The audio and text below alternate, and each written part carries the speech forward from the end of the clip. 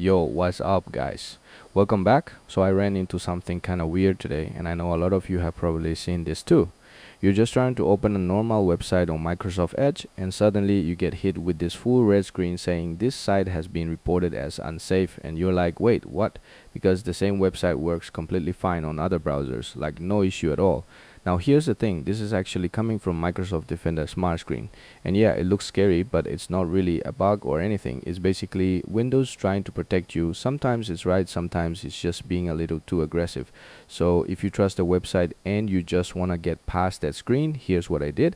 I went into Windows security, then into app and browser control, then reputation based protection settings. Yeah, it's kind of deep in the settings. And in there, you'll see the smart screen option for Microsoft Edge. I turned that off real quick. Then I went back, refreshed the page, and just like that, the website loaded normally, no red screen, nothing. But listen, don't just leave it off and forget about it. This thing is actually useful. It blocks sketchy websites, phishing stuff, fake downloads, all that. So once you're done, I definitely turn it back on. And honestly, that's the interesting part. Turning it off doesn't fix the problem. It just removes the warning anyway. That's it. Quick fix, super simple. If this helped you out, drop a like and I'll catch you in the next one.